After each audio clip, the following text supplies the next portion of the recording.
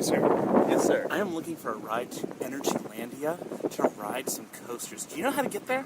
Well, you know what? I don't, but we can find out together. Let's go, baby. Let's go!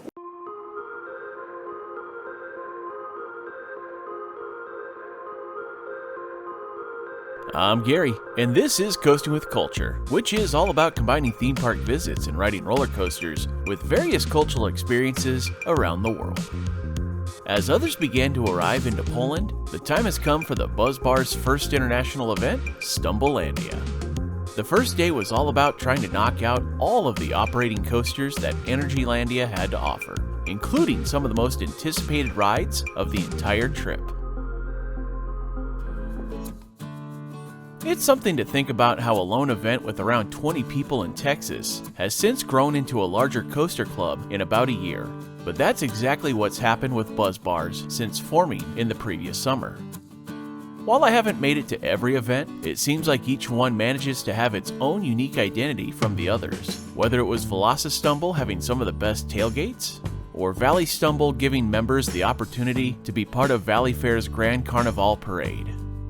One thing this club had not yet done, though, was to go international. And you might think that for a fairly new club, they would start with one closer to home, whether at Canada's Wonderland or maybe Six Flags Mexico.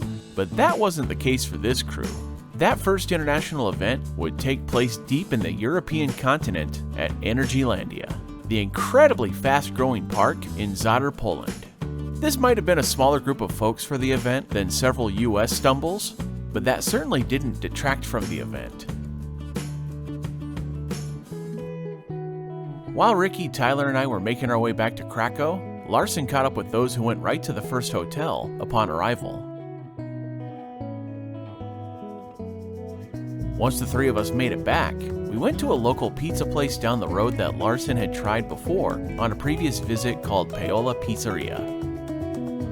We might have kept the kitchen a bit busy as we ordered a few pizzas, and some of them were quite large, especially Marcus's 50-centimeter pepperoni pie. The incredible thing about this meal is that when including drinks and some appetizers, the total cost was under $90 for all of it, as Poland is a place where you can make your money stretch out a bit more than several other European countries. As for the quality, it was really good. Definitely a great suggestion from Larson. Excuse me, sir. Yes, sir. I am looking for a ride to Energylandia to ride some coasters. Do you know how to get there? Well, you know what? I don't, but we can find out together. Let's go, baby. Let's go! Before heading over to start Stumblelandia, a few of us headed over to Krakow Airport to pick up some additional Buzz Bars. Getting on the road might have been a bit of a challenge. Hurry, please. We gotta make it up the hill.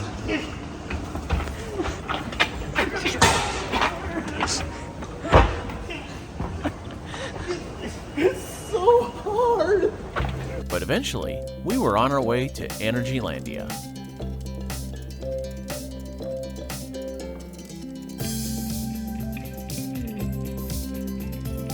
Energylandia is a massive park that didn't even exist 10 years ago, and now it features one of the largest coaster collections on the planet.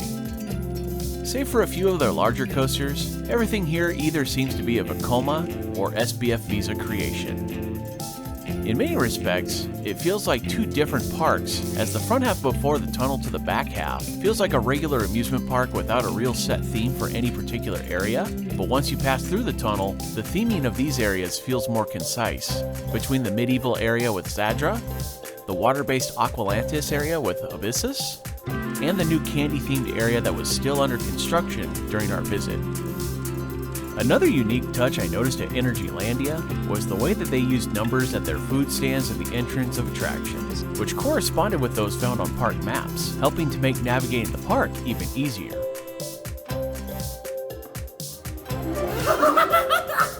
Finally here.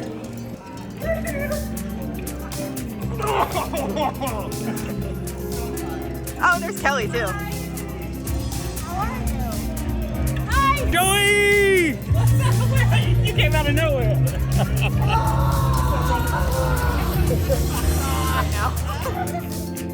With many coasters to ride, we followed our resident Energylandia veteran Larson on a coaster credit hunt, kicking off with one of the first major additions to the park, the Intamin hypercoaster Hyperion. The ride looms over the park entrance, naturally drawing in thrill seekers to take a lap, although getting there requires going through an incredibly long queue that might take more time to get through than the actual wait and ride time combined. An odd thing Energylandia does with Hyperion and Zadra is to have riders in the front row wear goggles. Although I have to admit I rather enjoyed being able to see a bit more clearly with the lack of wind in the eyes or rain on one lap later in the weekend. The ride itself is excellent. It's loaded with airtime hills, and the first diving turnaround is pretty wild. The first half offers a few large hills, and then the second half gets into a low-to-the-ground figure 8, with small bunny hops giving some great airtime pops. I feel it's safe to say that this currently stands as my favorite Intamin hypercoaster.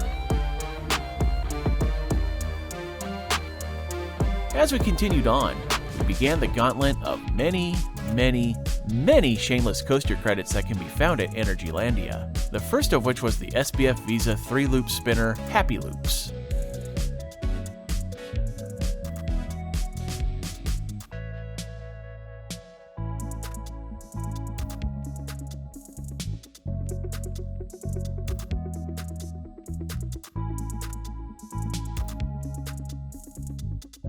They can take video. Hi, Gary.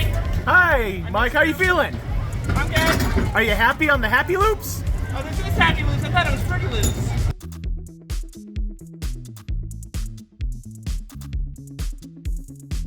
Since there were still many other credits to obtain, several of us took a moment to enjoy some pierogis. I chose their bacon and potato variety.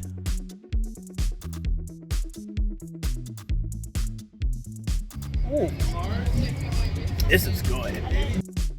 Shameless credit number 2 came in the form of a larger SBF Visa coaster called Mars. It was a cute ride. You have to understand just how much this park puts me in my element because of all these glorious credits to gain. Hey! Hey! Hey! Hey!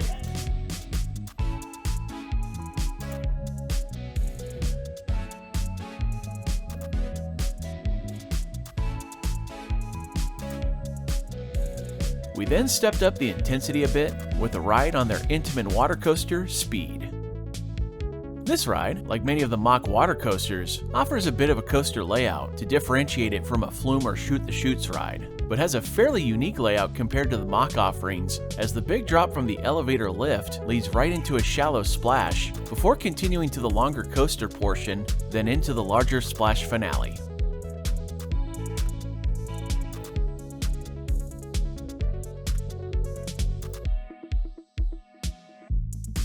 Our group had a boat takeover, and at the end of our ride, while Larson and I were up front, we didn't get drenched like a couple of folks behind us, but...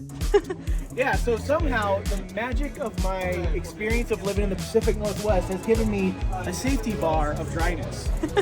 We followed that up with the third SBF Visa coaster of the day when we went to Fruity Loops, a variation of the Wacky Worm that has an extended layout where it seems as if they had some spare parts and track to add 4 more small straight segments on one end of the ride. Something tells me the ride op wasn't used to seeing so many adults on this ride at one time, but hey, we wanted that credit.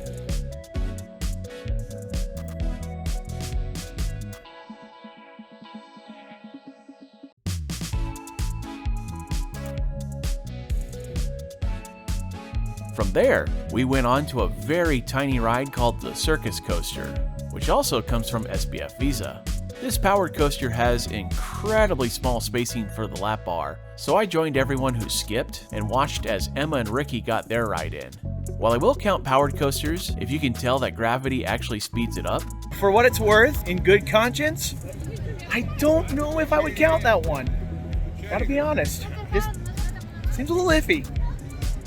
But, you know, if you want to count it, go for it. After that, we stepped the intensity back up with RMF Dragon Roller Coaster, a Vekoma suspended family coaster with what I currently find to be the best layout of this model, which is the same as Dragon Flyer at Dollywood, where the first drop leads to a tunnel and then an overbanked turn that continues through a number of low turns and helices before returning to the station.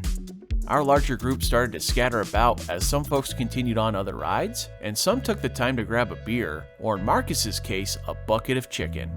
You heard that correctly, a bucket of chicken, like KFC, but in Poland. And I have to say, as I tried one of the chicken tenders, it was actually really good, possibly in the upper tier of theme park fried chicken.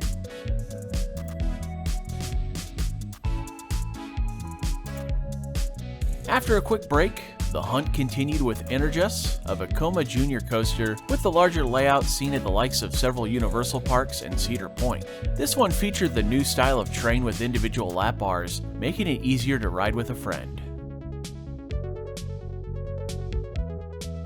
Another Vekoma followed, which was Boomerang. Normally I wouldn't be as intrigued to ride a Vekoma called Boomerang, but this was my first of the family boomerangs offered by the Dutch company. And I have to say, I would love to see more of these at other parks in the future, as it was a fun ride.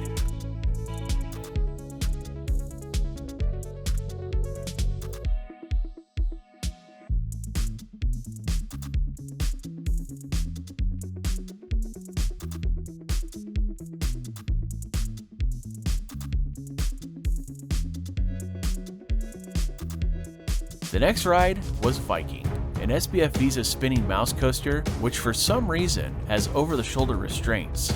During the Drunk Riders recap of Stumblelandia, I definitely had my thoughts about the ride correct. It was so bad. Yeah, It was so... Gary got off and just started cussing. Gary, of all people. Gary was like, "F that ride." I can definitely say this was one of the most uncomfortable experiences I've ever had, and this ride easily contends for one of the worst I've ever ridden. We then went to Roller Coaster Mayan, one of the most recently built Vekoma SLCs, featuring the new version train that eliminates the headbanging from the old massive harnesses, and that certainly helped to improve the overall quality of this ride.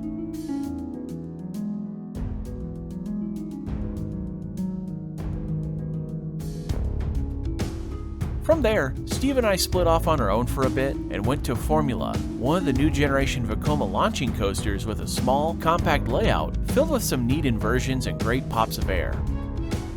It's a quick ride, but it was definitely a ton of fun, and I'd love to see more mid-sized parks back in the US begin to add these. We then started to make our way toward Aqualantis with a quick stop to ride Frida, another Vekoma Junior coaster with a lower to the ground layout that kind of reminded me of Vapor Trail from Sesame Place.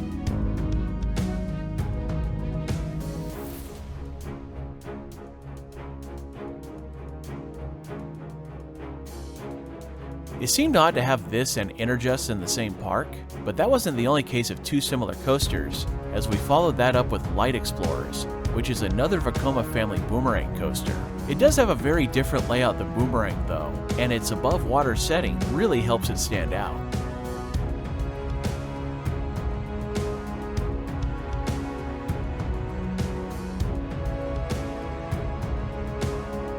The star of Aqualantis though is Abyssus, another new generation Vekoma launching coaster with a very unique layout and some excellent pops of airtime thanks to the quick drops. The one disappointment comes from the trim brake at the top of the highest point, which takes away some of the momentum. Even still, I really love how this ride weaves its way in and out of itself and those airtime pops. Plus it features more unique elements, similar to those that we're starting to see on Intamins and RMCs. Speaking of RMC, after we caught back up with the larger group, we went over to ride one of the most anticipated coasters of Energylandia, Zadra, one of the few Rocky Mountain construction hybrid coasters to be built from the ground up rather than as part of a remodel for an older wooden coaster. Like Hyperion back up front, Zadra has an incredibly long queue, so if you felt like you needed to get a few extra steps in, Energylandia's got you covered.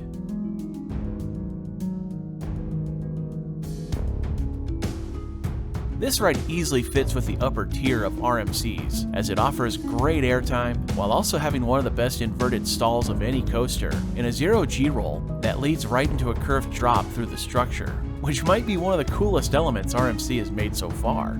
I'm not sure if I'd place it ahead of Steel Vengeance in the hierarchy of RMC creations, but it certainly is near the top. With one last coaster to get that many others had already gotten, I took a solo spin on the Preston and Barbieri family coaster, Draken. It wasn't the most comfortable experience, but I was happy to have completed the park's coaster collection, save for the few in the new candy-themed area that wasn't ready for our visit. The first day of the Stumble also saw the first of several milestones achieved on the trip, as Kelly, Mike, and Keith hit 200, 400, and 500 respectively on Zadra, and several others had milestones looming close, including yours truly. But it was a decent bit later in the trip before that happened. For now though, we enjoyed a few more re-rides on the likes of Zadra and Hyperion before heading to the cabins at the nearby Holiday Park Resort before beginning day 2 of the Stumble. Thank you for watching this Coasting with Culture video. If you enjoyed it, please give it a thumbs up and click the subscribe button below to see future videos here on YouTube like these ones which you may enjoy as well. Additional content can be found at coastingwithculture.com, and you can also follow Coasting with Culture on Facebook, Instagram, and Twitter for announcements, previews, and updates. Thanks again for watching, and until next time, take care and safe travels.